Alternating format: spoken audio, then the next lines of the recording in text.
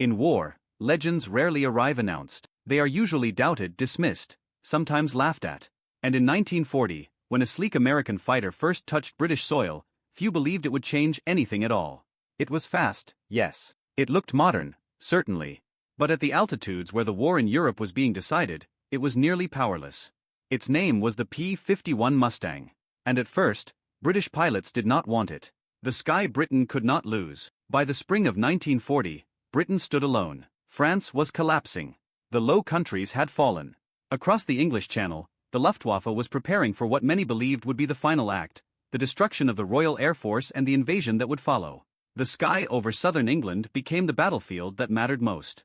British pilots were exhausted, outnumbered, and painfully aware that every mistake could be fatal not just for themselves, but for the country behind them. They flew aircraft they trusted because trust in combat was everything.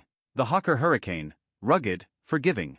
The Supermarine Spitfire, beautiful, agile, deadly at altitude. These machines were known. They had been tested in blood. So when an American company promised a brand new fighter, designed from drawing board to prototype in under 4 months, the reaction was not excitement. It was skepticism.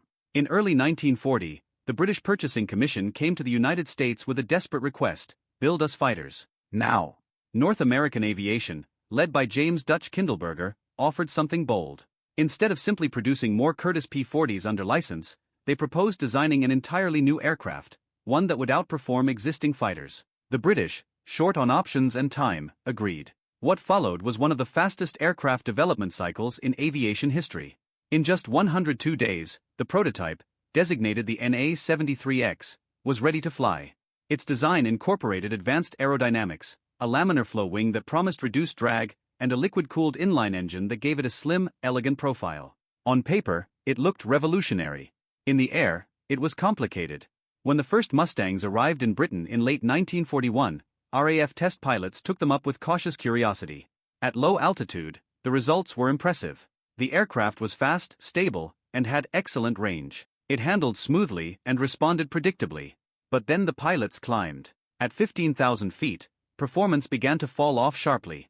Above 20,000 feet, the aircraft felt sluggish, its engine struggling for breath. This was not a minor flaw. The war over Europe was fought high above the clouds. German bombers and fighters operated at altitudes where air was thin and unforgiving.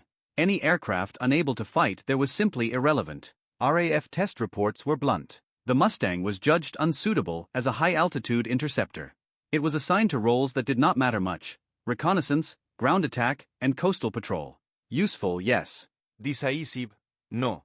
Some pilots were polite about it. Others were not. Why waste time retraining crews on an aircraft that couldn't fight where it mattered? Quietly, the Mustang was sidelined. The problem was not the airframe. It was the engine. The early Mustang was powered by the Allison V1710, a reliable and powerful engine, at low altitude. But it lacked a two-stage supercharger, the critical component that allowed engines to maintain power as air thinned at higher altitudes. German engines had it. British engines had it. The Allison did not. At altitude, the Mustang's speed advantage evaporated. Its climb rate suffered. Against experienced Luftwaffe pilots flying Messerschmitt Bf-109s and Focke-Wulf FW-190s, it would be outmatched. And so the verdict seemed final. The Mustang was a fine aircraft, just not for this war. While British pilots were setting the Mustang aside, American strategists were facing a crisis of their own, one that would soon dwarf all others. The United States Army Air Forces believed in daylight precision bombing. It was a doctrine built on confidence, technology, and optimism. Bombers would fly in tight formations. Defensive gunfire would protect them. Fighter escorts, limited in range, would accompany them partway. Then the bombers would continue alone. In theory, it worked. In practice, it was a massacre. By 1943, U.S. bomber crews flying over Germany were being torn apart once escorts turned back. Losses mounted to levels that threatened the entire air campaign. Pilots described the moment escorts left as entering the killing zone. The Luftwaffe waited patiently. Then they struck. The most devastating truth was this: the Allies could build bombers faster than Germany could destroy them, but they could not train crews fast enough to replace the dead. Every mission without full escort was a gamble with unacceptable odds. Something had to change. And somewhere in England, an aircraft once dismissed as underwhelming was quietly doing something no one had fully noticed yet. It was flying farther than anything else. Even with its flawed engine, the Mustang had one extraordinary trait: range. Its aerodynamics were so efficient that it could stay airborne longer than most fighters. RAF reconnaissance units began to notice this. Mustang pilots could reach deep into enemy territory, photograph targets, and return when other aircraft could not. It was not glamorous, but it was important. And it planted a question in the minds of a few engineers and officers. What if the Mustang's only real problem, its engine, could be fixed? At Rolls-Royce, engineers examined the Mustang's airframe and immediately saw its potential.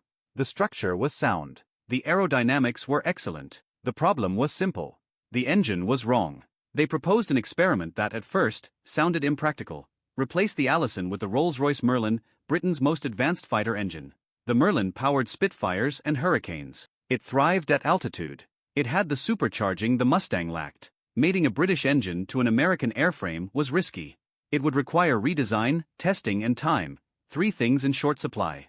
But desperation breeds bold decisions. The experiment went ahead. When the modified Mustang took off with its Merlin engine, test pilots felt the difference immediately. At low altitude, it was already fast. At high altitude, it became something else entirely. The aircraft did not lose power. It did not struggle. It kept climbing. Where the original Mustang faltered, this one surged. Speeds increased dramatically above 25,000 feet. Climb rates improved. Range remained exceptional. According to test reports, the aircraft now matched, and in some cases exceeded, the performance of the best fighters in Europe. It was no longer underwhelming.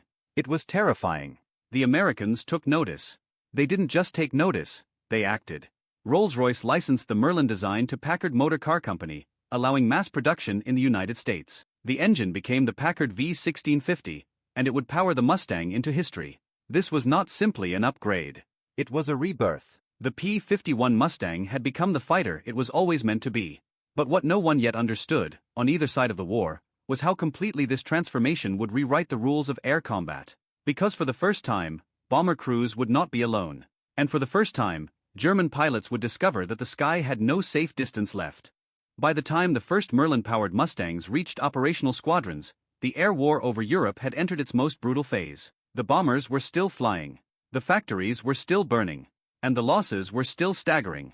But something subtle had begun to change, something Luftwaffe pilots could feel long before intelligence officers understood it. The escorts were not turning back anymore. For years, air combat over Europe followed an unspoken rhythm. American bombers took off from England at dawn, climbing slowly into formation. Fighters, P-47 Thunderbolts and P-38 Lightnings, would accompany them across the Channel and into occupied Europe. Then, somewhere over France or Western Germany, the escorts would peel away. Fuel, range, physics. The bombers pressed on alone. German fighter controllers knew this pattern intimately. Radar stations tracked formations. Ground crews prepared aircraft. Pilots waited, conserving fuel, until the escorts vanished. Only then did the Luftwaffe strike. From above, from head-on, from all directions. The bomber crews called it the Long Walk. And for a time, nothing could stop it. The arrival of the P-51 did not feel dramatic at first. There was no grand announcement, no single decisive battle. Just a quiet change in how far escorts went. And then farther. Mustangs crossed into Germany and stayed. They loitered. They hunted. By early 1944, bomber crews noticed something unprecedented. Fighters were still there over the target. And still there on the way home. For the first time, American daylight bombing had a shield from takeoff to landing. The Luftwaffe pilots noticed too. Where once they attacked with timing and preparation, now they found Mustangs already waiting. Above them, behind them, climbing faster than expected. The sky was no longer predictable. The Mustang did not just extend range, it changed behavior. USAAF commanders abandoned the old concept of close escort only. Instead, they unleashed the P-51 aggressively. Mustang pilots were ordered to seek combat, not avoid it, to roam ahead of bomber formations, to dive on Luftwaffe airfields, to destroy aircraft before they could climb. This was something new. German fighters were no longer interceptors. They were targets. One American pilot described it simply. We stopped guarding the bombers like nervous parents and started hunting like wolves. The psychological shift was immediate. German pilots now faced a dilemma with no solution. If they climbed early, Mustangs intercepted them before reaching altitude. If they waited, bombers arrived with escorts already in place. If they disengaged, Mustangs followed them home. Fuel shortages worsened the problem. Every defensive maneuver cost precious minutes and liters.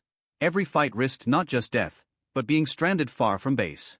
Veteran Luftwaffe aces, men who had survived years of combat, began to die at alarming rates.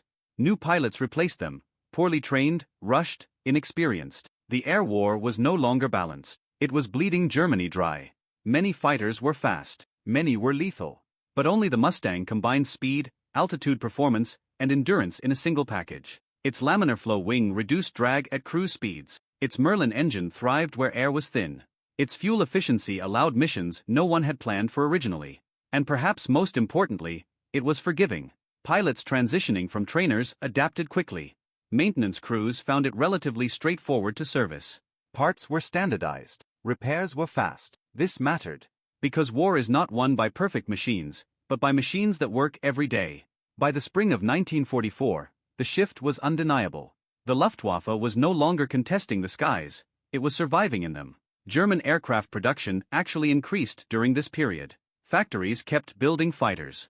But pilots were irreplaceable. Each loss carried experience that could not be trained quickly enough. And the Mustangs kept coming. Every mission stripped more veterans from the German ranks. Every escort pushed the Luftwaffe further onto the defensive. The air war had reached a tipping point. When Allied troops landed in Normandy in June 1944, they did so under near-total air superiority. German aircraft appeared rarely, and when they did, they were quickly engaged. This was not an accident. It was the cumulative result of months of Mustang-led attrition. The P-51 did not just protect bombers. It emptied the sky. Without that control, the invasion would have faced constant attack from above, supply lines disrupted, landing zones strafed, ships sunk. Instead, the Luftwaffe was largely absent. The Mustang had already done its work. Captured German officers later admitted what many pilots had realized earlier. The war in the air was no longer about individual aircraft performance. It was about systems. The Mustang represented something Germany could not match. A long-range strategy. An industrial scale. A tactical flexibility. For the first time, the Allies controlled not just when and where battles happened, but whether they happened at all. And the Luftwaffe, once feared across Europe, was now reacting instead of deciding. The Mustang's dominance did not mean safety. Pilots still died. Mistakes were still fatal. Combat was still unforgiving. But now, the odds had shifted. And for the men climbing into cockpits at dawn, that difference meant survival. It meant going home. It meant the war might actually be winnable. Yet one final truth remained, often overlooked in stories of heroism and machines. The P-51 Mustang did not end the war alone. But without it, the war in Europe would have lasted far longer. And cost far more lives. The P-51 Mustang changed the war in the air, but not because it was invincible. It changed the war because of the men who climbed into it every morning knowing they might not come back. Behind every statistic, every victory claim, every destroyed aircraft, there was a human cost that never made it into performance charts. And as the Mustang began to dominate the skies over Europe, its pilots discovered a truth as old as warfare itself. Superiority does not mean safety. It means responsibility. For many American pilots arriving in England in late 1943 and early 1944, the Mustang felt almost unreal. Compared to the bulky P-47 Thunderbolt, the P-51 was sleek, almost delicate in appearance. Its long nose stretched forward like a blade. Its cockpit canopy offered unprecedented visibility. At cruise altitude, it felt smooth, efficient, almost effortless. But that elegance came with a learning curve. The Mustang demanded respect. Its laminar flow wing, so efficient at speed, could be unforgiving at low speeds. Stall behavior was sharper. Mistakes during landing could be fatal. Pilots transitioning from trainers or other fighters quickly learned that the P-51 did not forgive sloppy handling. Those who mastered it, however, spoke of something rare. Control. One pilot later recalled. Once you understood it, the Mustang felt like it wanted to fly. Like it was waiting for you to catch up. Escort missions with the P-51 were not short bursts of action. They were endurance trials. Pilots took off before dawn, often in freezing conditions. Oxygen masks went on early. Engines were leaned carefully to preserve fuel. Silence filled the cockpit for hours at a time. Then, suddenly, chaos. Contrails appeared above. Black flak bursts bloomed ahead. Radio chatter exploded with warnings and call signs. And once combat began, there was no quick escape. Mustang pilots fought hundreds of miles from home. Damage that might have been survivable closer to England became fatal over central Germany. A wounded pilot could not simply turn back. Fuel calculations were unforgiving. Many pilots who survived combat later said the most terrifying part was not the fight itself. It was the return. A damaged engine. A leaking fuel tank. Clouds closing in. The Mustang could take you far. But it also meant you were far away when things went wrong. As the Mustang took over escort duties, American fighter aces began to emerge at a pace never seen before. Pilots like George Preddy, Don Gentile, and Bud Anderson racked up victories while flying Mustangs deep into enemy territory. Their success was not just personal, it was systemic. The Mustang allowed skilled pilots to survive long enough to become experts. That alone was revolutionary. In contrast, German pilots were dying faster than experience could be replaced. The Luftwaffe's training pipeline collapsed under pressure. New pilots entered combat with only a fraction of the hours their predecessors had. Fuel shortages limited flight time. Veteran instructors were pulled into combat and lost. The Mustang did not need to be better than every German fighter. It only needed to keep experienced Allied pilots alive longer than their opponents. And it did. German pilots quickly learned to fear the Mustang, not because it was unbeatable, but because it was always there. They could no longer plan engagements. They could no longer choose when to fight. They could no longer disengage safely. Many German pilots later described the psychological toll. One veteran recalled, "You climbed knowing the Americans were already above you. You flew knowing they might be behind you. You landed knowing they might follow you home." Airfields themselves became dangerous. Mustangs strafed runways, destroyed aircraft on the ground, and attacked fuel trucks and maintenance crews. The Luftwaffe was being destroyed not just in the air, but on the ground. The sky was no longer a battlefield. It was a trap. Despite its reputation, the P-51 was not flawless. Early models suffered from engine reliability issues under extreme stress. Fuel tanks behind the cockpit affected stability until design changes were introduced. Cooling systems required careful management during combat dives. Pilots learned quickly that abusing the engine could kill them just as surely as enemy fire. But what mattered was not perfection. It was adaptability.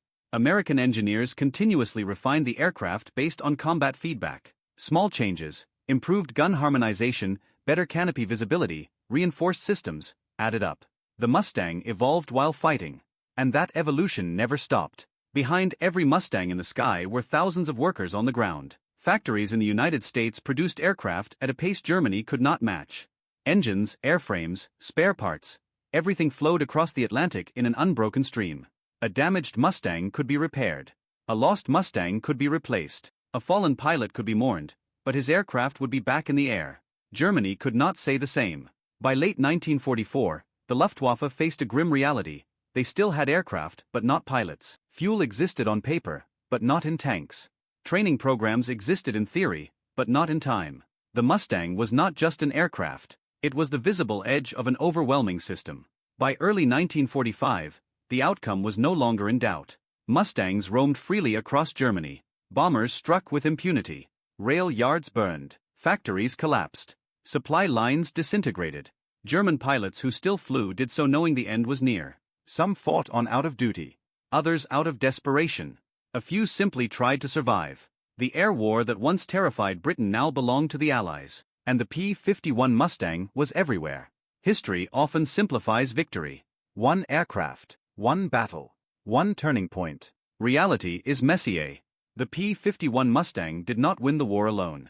But it made something possible that had never existed before: continuous air dominance at extreme range. It connected industry to strategy, engineering to psychology, pilots to survival. It turned the sky into Allied territory. And once that happened, everything on the ground followed. In the end, British pilots were right, at first. The Mustang was underwhelming. Until it wasn't. Until one engine changed everything. Until one idea removed the concept of distance. Until the air war itself was rewritten. And by the time its enemies understood what it had become, there was nowhere left to hide. By the winter of 1944, the skies over Europe had changed so completely that even seasoned commanders struggled to recognize the battlefield they once knew. The distance that had once protected Germany, hundreds of miles of hostile territory, fuel limits, escort boundaries, had vanished. The P-51 Mustang had erased it. And with distance gone, the Luftwaffe's last advantage disappeared with it. Before the Mustang, German fighter bases deep inside the Reich had been relatively safe. Pilots could scramble, climb, engage briefly, then retreat. Damaged aircraft could limp home. Fuel could be conserved. Losses could be managed. Now there was no sanctuary. Mustangs followed German fighters back to their airfields. They circled above runways. They waited. The moment wheels touched concrete, guns opened fire. Hangars burned. Fuel trucks exploded. Aircraft were destroyed before engines cooled. For Luftwaffe ground crews, once invisible participants in the air war, the danger became constant. Every takeoff and landing carried the risk of death. The war had reached the ground. Germany did not accept this collapse passively. In late 1944, the Luftwaffe attempted one final gamble: jet fighters. The Messerschmitt Me 262 was faster than any Allied aircraft. On paper, it could outrun the Mustang with ease. In theory, it could change everything. In reality, it came too late. Fuel shortages limited training. Maintenance crews lacked experience. Engines failed. Airfields were targeted relentlessly. Most critically, jets still needed to take off and land. And Mustangs were waiting. Even revolutionary technology could not overcome a broken system. For Allied pilots, air dominance brought its own dangers. As German resistance collapsed, mission profiles expanded.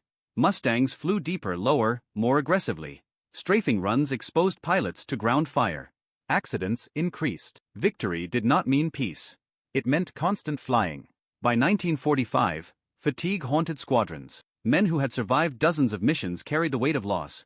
Friends gone, empty bunks, unanswered letters. Some pilots began to wonder if they would survive the war only to be killed in its final weeks. War has a cruel sense of timing. The P-51's reputation did not end with Germany. Its performance reshaped American fighter doctrine worldwide. The aircraft was sent to other theaters, adapted for new roles, and studied intensely by post-war planners. What it represented mattered as much as what it did. Range mattered. Endurance mattered. Systems mattered. Wars would no longer be fought only by who had the fastest aircraft, but by who could control the largest battlespace continuously. The Mustang had taught that lesson in blood. After the war, captured German officers were questioned extensively. Many gave similar answers. They had not lost because their aircraft were inferior. They had not lost because their pilots lacked courage. They had lost because they were overwhelmed. Overwhelmed by production. Overwhelmed by logistics. Overwhelmed by an enemy who learned faster than they could adapt. And again, one aircraft was mentioned. The Mustang. Not with hatred. With resignation. Years later, RAF pilots who had first tested the Mustang reflected on those early flights. They remembered the disappointment, the altitude problems, the quiet dismissal. Some admitted they had been wrong. Others said something more subtle. They had judged the aircraft as it was, not as it could become. And that, perhaps, was the Mustang's greatest lesson. Wars are not decided by what exists today. They are decided by what can change tomorrow. The P-51 Mustang did not end the war with a single moment of glory. There was no final dogfight that defined it. No dramatic surrender in the sky. Instead, it wore the enemy down. Mission by mission. Pilot by pilot. Fuel tank by fuel tank. It was relentless. And in war, relentlessness wins. In the end, the Mustang story is not just about engineering brilliance. It is about humility. An aircraft dismissed by experienced pilots. An idea overlooked because it arrived imperfect. A solution found only when nations listened, adapted, and acted together. British innovation. American industry. Shared necessity. Together, they changed the air war forever.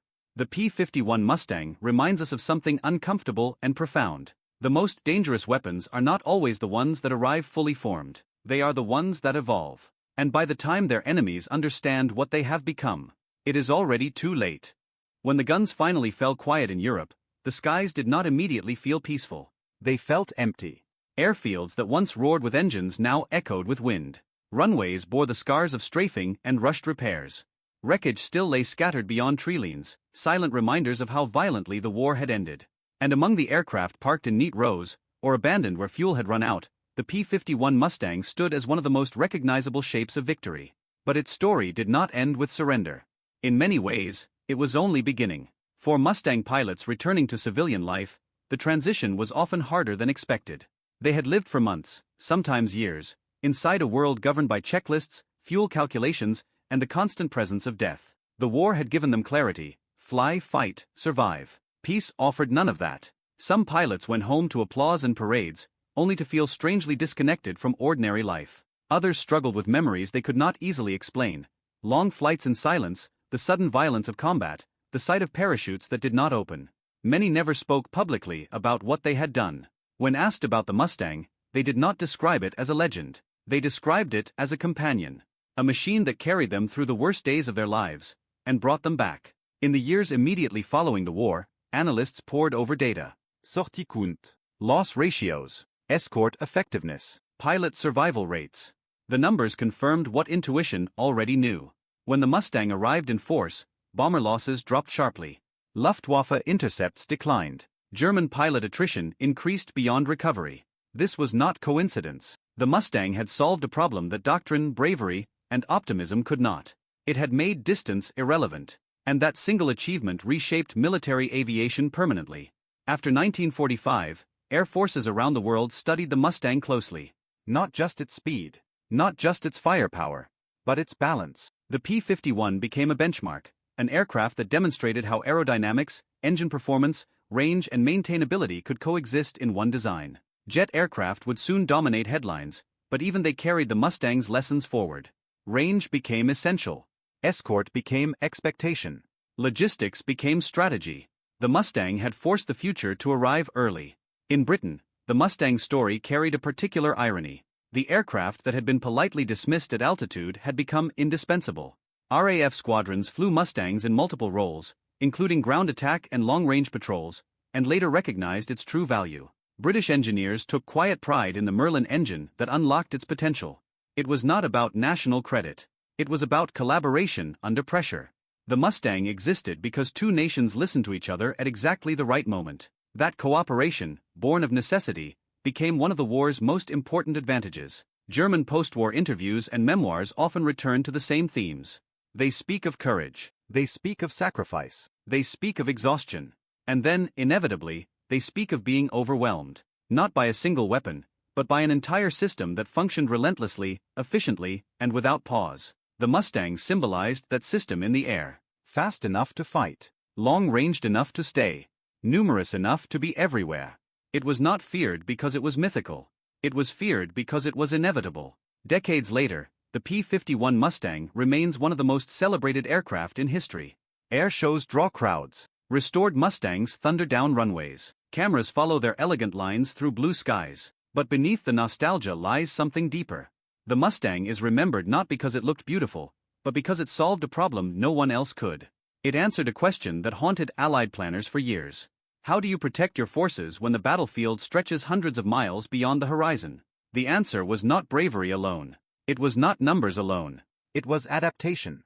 The story of the P-51 Mustang is ultimately a warning as much as it is a triumph. Early judgments can be wrong. First impressions can mislead. Potential often hides behind imperfections. The aircraft that changed the air war forever began as a disappointment. It only became legendary when engineers refused to accept its limitations, and when commanders were willing to change how they fought. That lesson reaches far beyond aviation. British pilots dismissed the P-51 Mustang. They were right to do so at the time. Then it changed. One engine. One decision. One moment of cooperation.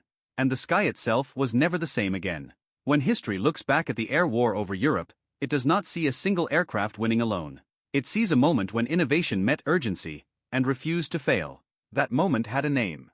Long after the last bombs fell and the last formations broke apart, the Mustang's shadow continued to stretch across the future of air warfare.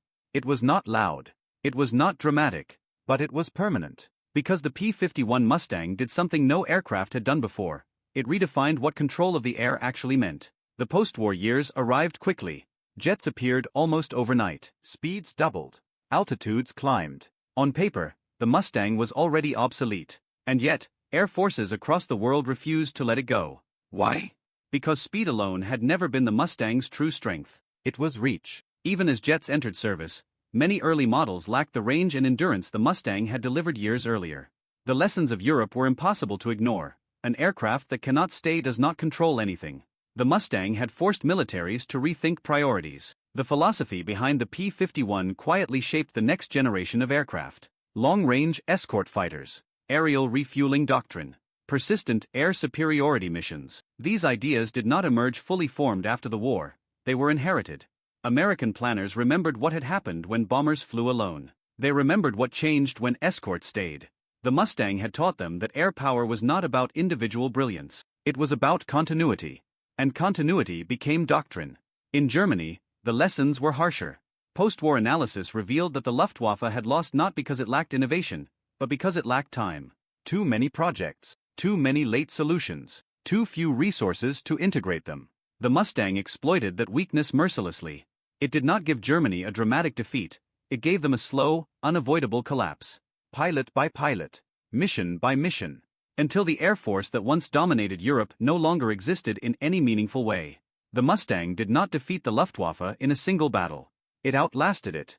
As historians gained access to diaries, letters, and interviews decades later, another truth emerged. Victory had come at a cost that machines could never absorb.